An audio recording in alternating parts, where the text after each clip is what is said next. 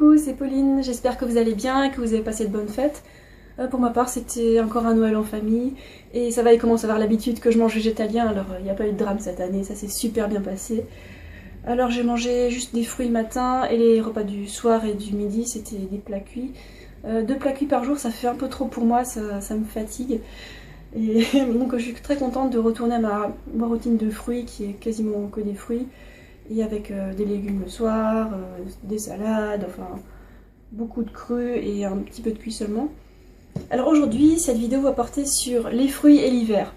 Est-ce que les fruits ça donne chaud? Est-ce que ça donne froid?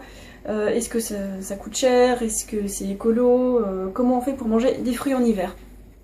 C'est une question tout à fait légitime d'ailleurs. Bah, ça se passe très bien les fruits en hiver. Vous connaissez peut-être pas celui-là. La grenadille, les mandarines ça coûte pas grand chose comme en hiver, c'est facile de se faire un petit déj de mandarines en hiver. Bref, je m'éloigne un petit peu du sujet. Est-ce que les fruits ça donne froid? Alors ça peut donner froid si on sort les fruits du frigo et qu'on les mange alors qu'ils sont pas à température ambiante.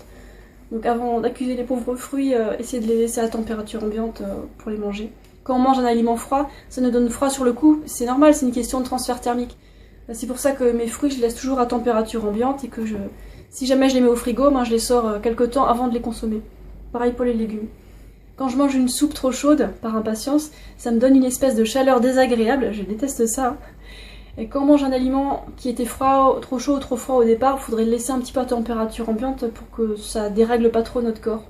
Les fruits juteux, ça peut donner froid si on en mange trop d'un coup, parce que bon, ça contient quand même pas mal d'eau.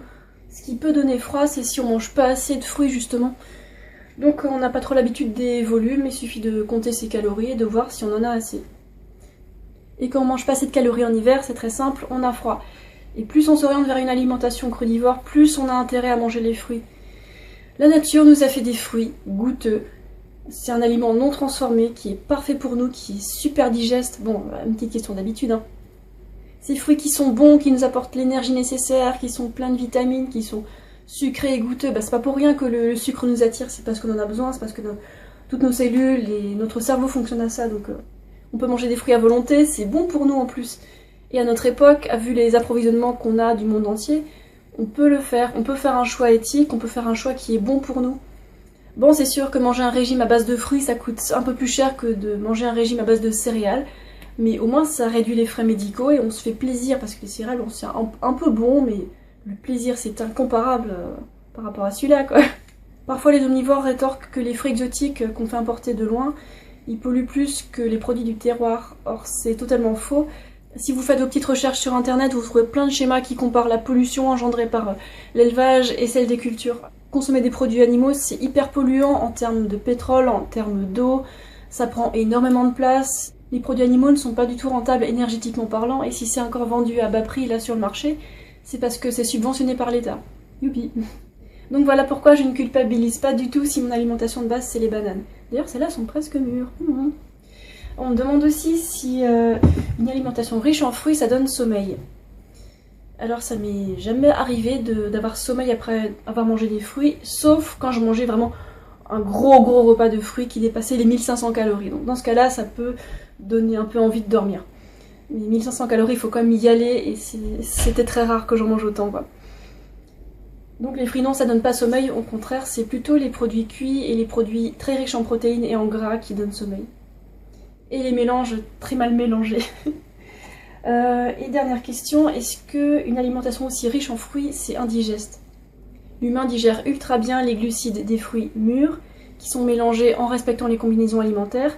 Et si on respecte sa capacité digestive, c'est-à-dire que quand ça fait trop, quand on le sent que ça fait trop, on s'arrête, quitte à remanger après dans 2-3 heures. Il existe 2 manières de baser son alimentation sur les fruits. Si on a une bonne capacité digestive, on peut se faire les 3 repas traditionnels par jour, des bons gros repas qui font entre 500 et 1000 calories, voire plus pour les grands sportifs. Et la deuxième manière qui est ma préférée, c'est de se faire des plus petits repas, mais plus souvent dans la journée.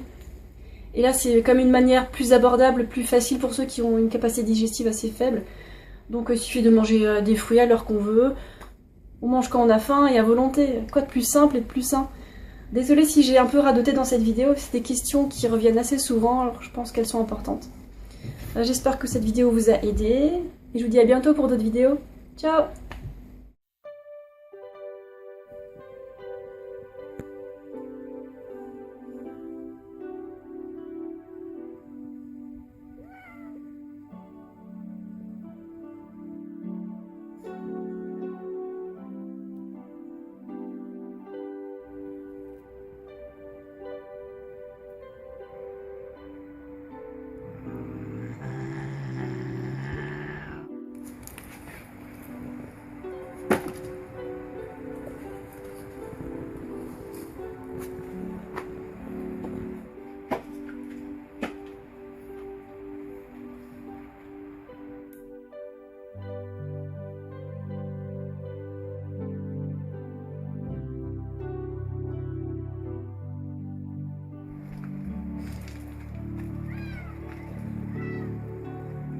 Bibi, c'est comment la neige?